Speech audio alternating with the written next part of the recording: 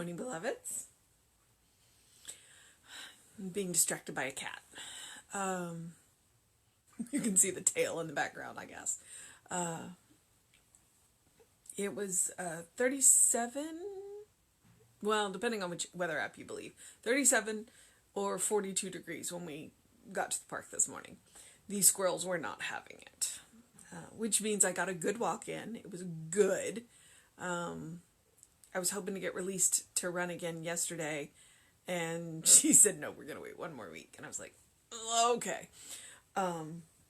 She changed my physical therapy. And so we were almost a mile into the walk before we saw our first squirrel.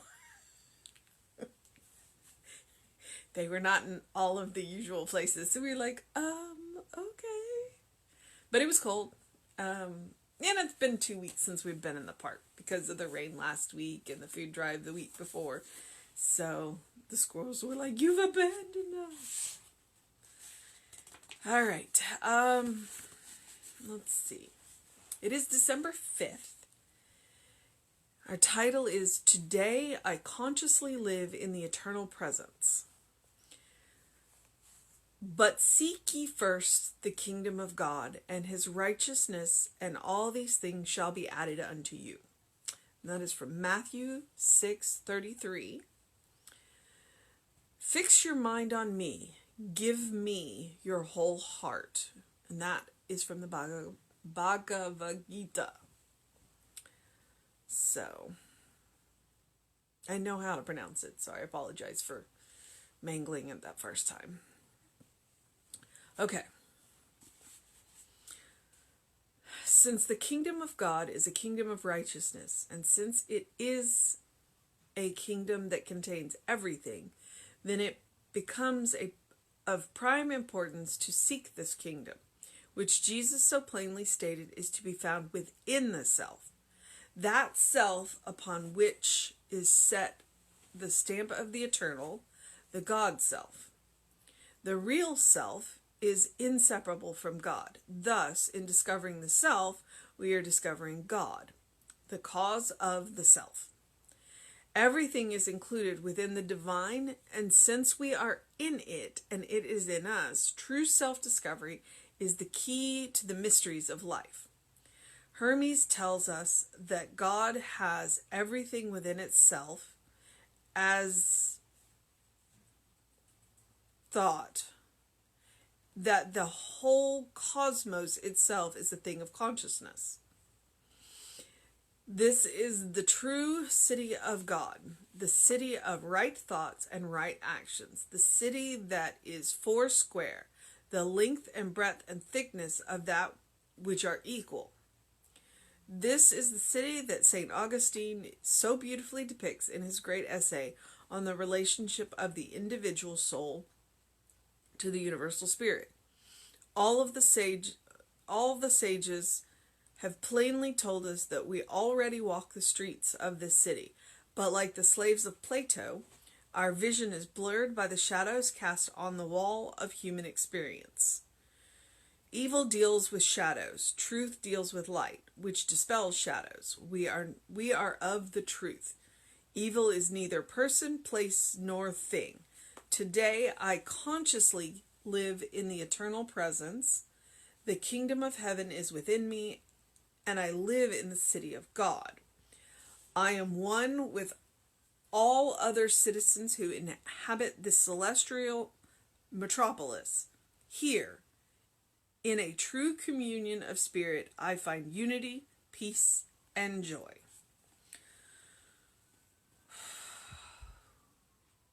Wow. He pulled out the big scholars today. Okay. I mean, he's been working up to this all year, so of course he's going to hit us with the big stuff here. If I thought that December was going to be light and fluffy, I was wrong. It is light, but it is the light of the intellect.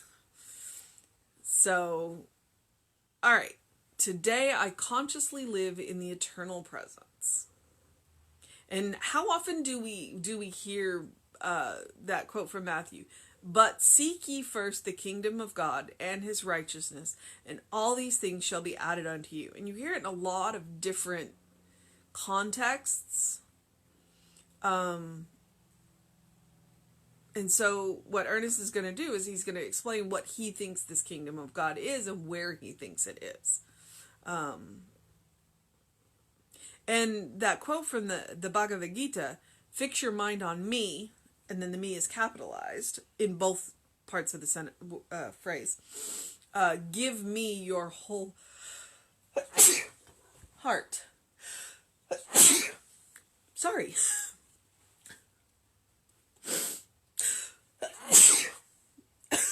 Okay. That will be the last one. Oh. Okay. Fix your mind on me. Give me your whole heart. If you haven't read the Bhagavad Gita, it's worth reading. It was one of the ones that I got to take a class on. We did that in the Upanishads. And it's a story, but it's filled with meaning, layers of meaning. All right.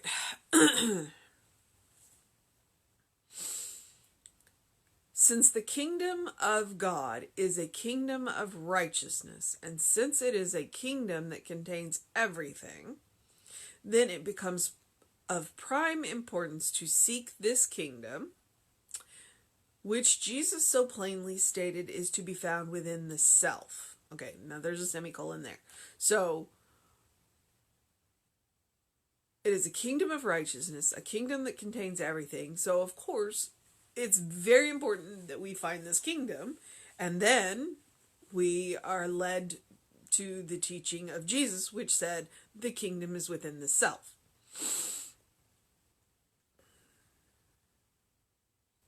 And then he says that self, which is, he uses the capital S this time, upon which is set the stamp of the eternal, the God self. You are made in the image of God. You are made in the image of the eternal. You are made in the image of, which means that you were made in this kingdom, of this kingdom, by this kingdom, which means you have access to the kingdom. And you cannot be denied what you are. You can deny what you are, but you cannot be denied what you are. So when you turn to that kingdom will turn to you.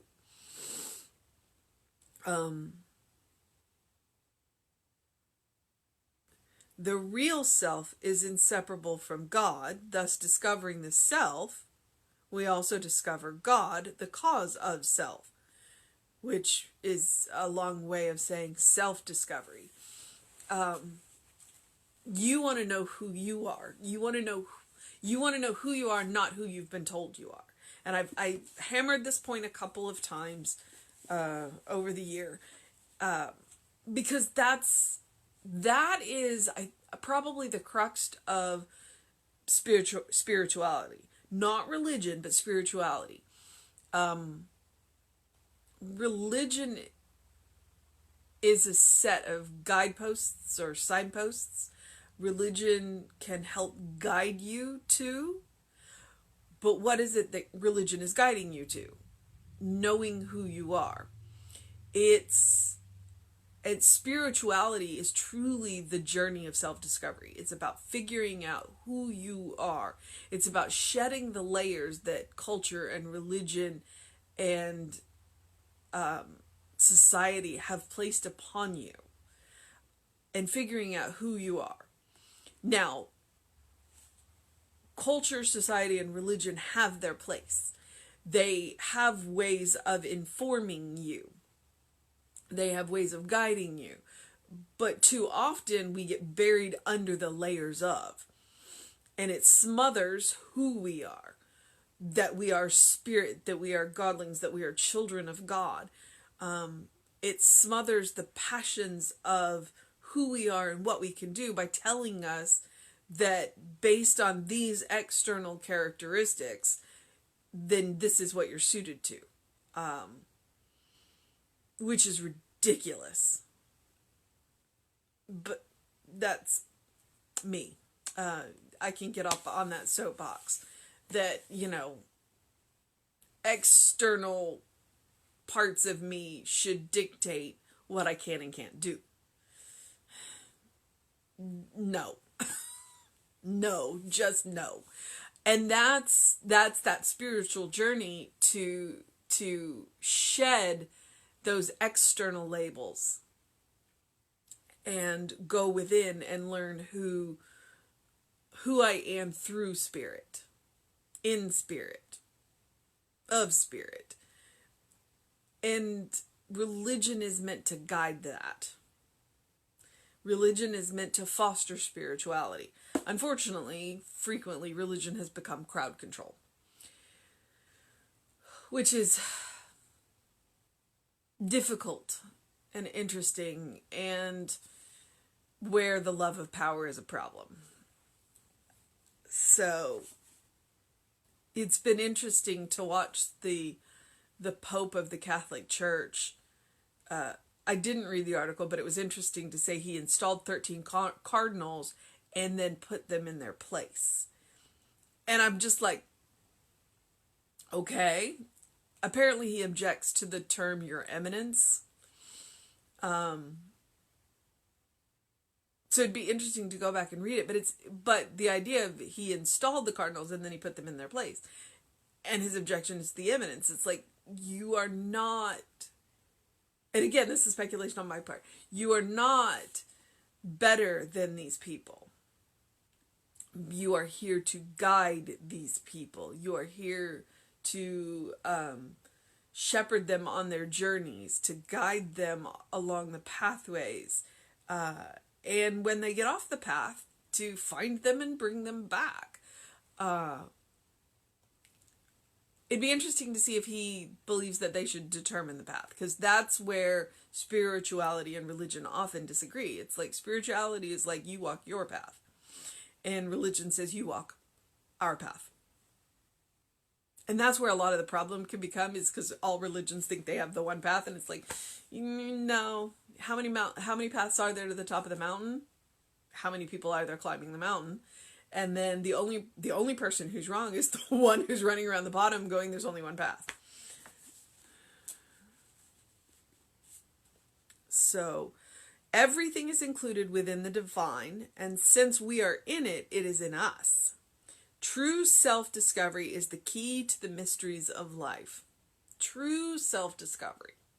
Explore who you are. Explore what makes you happy. Explore what makes you sad. Explore what lights the fire in you. Know who you are, and don't let external things dictate what those are.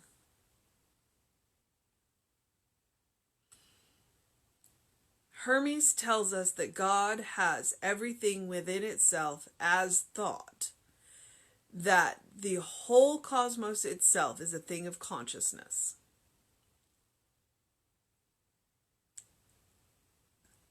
So everything that could exist, everything that does exist, has a template in God and thought. If God can think it, it can be. It can be. Which means if you can think it, it can be. Because you have that. You also have to be willing. If you're willing to think it, you have to be willing to get out and do it.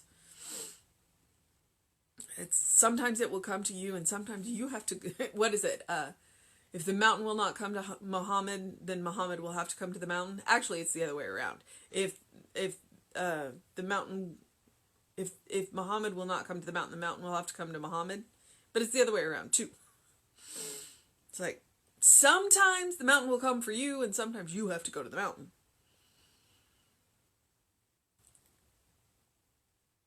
This is the true city of God. Okay, so the line that I just read, Hermes tells us that God has everything within itself as thought. So everything within itself as thought, that the whole cosmos itself is a thing of consciousness. This is the true city of God, the city of right thoughts and right action. Now, he has hammered that point a lot. Right thought, right action. Um, and when he says right thought and when he says right action, he's talking about that which trends towards light, that which trends towards love, that which trends towards creation. He doesn't mean that there's not a little chaos in there, that there's not a little destruction in there, because frankly, destruction is an act of creation. So, when you question what is right thought, what is right action, think, is it loving? Is it kind? Is it compassionate? Is it creative? Is it living? And that goes a long way to answering those questions. I'm not saying it's the only way. I'm just saying it goes a long way to answering those questions. The city, and see, I have a sneaking suspicion, the city that is four square, the length and breadth and thickness of which are equal, probably comes from that St. Augustine essay. So I would be curious to see that in context, because I'm not familiar with that way of thinking about the city at all. I've read some St. Augustine stuff, but it was a long time ago. This is the city that St. Augustine so beautifully depicts in his great essay on the relationship of the individual soul to the universal spirit. So if you're curious, look up St. Augustine. It may take some digging, though. I think he was a prolific writer, and St. Augustine was weird, so just bear that in mind. He had some issues. He definitely had some issues. So, it would be interesting to look up.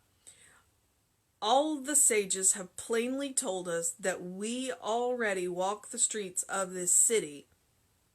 Okay, so all of the sages have plainly... So we already walk the streets of the city, because the city's within us.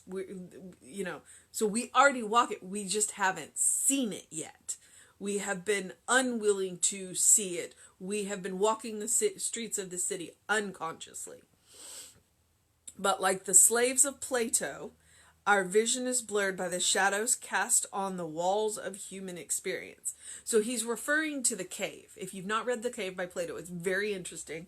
And it's because it's people who are chained in a cave, in such a way that they can only see the light from behind them. So what they see are shadows on a wall. And it's an allegory, to use the fancy word, of how unconscious life is. It's like, if we are ever released from that thing that keeps us looking at the wall and we turn around and see the source of the light, the other people who are still looking at the shadows in the wall won't believe us. And it will change our whole experience to turn around and see the source of the light rather than the effects of the light. Evil deals with shadows, unconsciousness. Not subconsciousness, unconsciousness. Truth deals with light, which dispels the shadow. So we want to turn and look at the source of the light, not at the effects of the light. We are of the truth. Evil is neither a person, place, nor thing. It is an action, but it is not a person, a place, or a thing. It's an action. Today, I consciously live in the eternal presence. The kingdom of heaven is within me, and I live in the city of God. I am one with all other citizens who inhabit this celestial metropolis. Here is a true communion of spirit, here in a true communion of spirit, I find unity, peace, and joy. So that last part, that's a powerful affirmation. Today, we live consciously in the eternal presence. The kingdom of heaven is within us, and we live in the city of God. We are one with all other citizens who inhabit this celestial metropolis. Here, in a true communion of spirit, we find unity, peace, and joy. Now, I'm going to go back to that line with being one with all other citizens who inhabit the celestial metropolis. Everyone inhabits the celestial metropolis. just a whole lot of us, we're walking around not realizing that we do live in the celestial metropolis. We are unconscious of the city of God within us.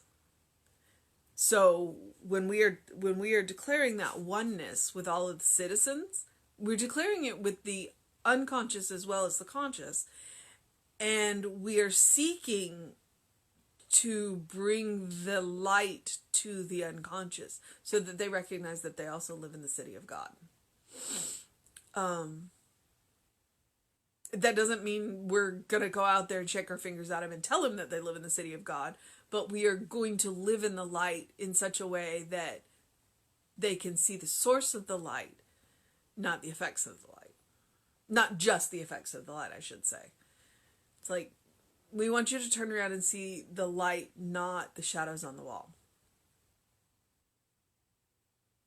It's like every time I read The Cave, I learn a little bit more. All right. I mean, he's pretty much handing us our mission. So our mission, should we choose to accept it, is today, I consciously live in the eternal presence. Fix your mind on me. Give me your whole heart. Yep.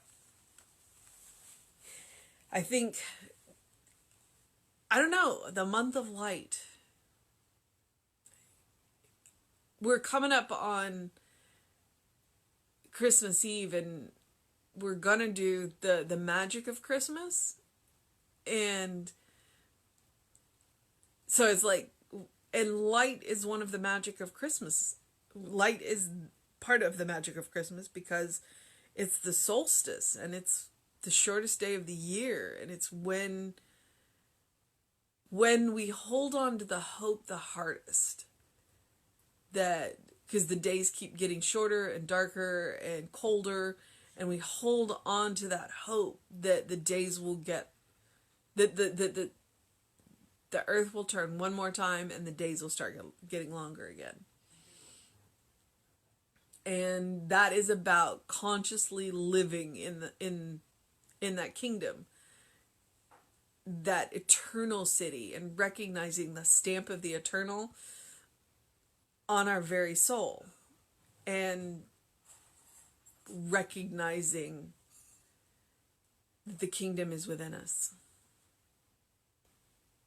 And I just wandered off the path there, so I'm going to encourage you to do something loving for yourself, do something kind for yourself, do something compassionate for yourself today and every day. To live in that state of grace, to live in that celestial metropolis, as Ernest says. To recognize that it's always around you. And that we see it in fleeting glimpse. And as we practice, we see it more often. So it may be a bit cold to open the windows, but I would definitely encourage you to open the windows of your soul and allow that breath of heaven to come in and remind you that's where you live now. Always and forever. Because you are a beloved child of Spirit, in whom Spirit is well pleased. Because the self that you are was stamped in the image of the greatest self there is. And that's love, and that's kindness, and that's creation, and that's compassion, and that's joy and peace and unity, and all of those words. All of that is stamped in your soul. It's all the software that you run. So let's cut off those subroutines that aren't serving us and go back to the default manufacturer installed software to run the hardware that we are currently wearing. All right. Yeah. Do something to engage your mind and your body today, beloveds. Whatever it looks like to you. Whatever lights you on fire. Reverend David will be back with you around 5 p.m. today. I'll be back at 9 a.m. And then we will be with you at 11 a.m. And Jesse has an interesting title to this month, or an interesting theme this month. So please join us at 11 a.m. right here on Facebook Live to see what that is about. All right, beloveds, have a wonderful day.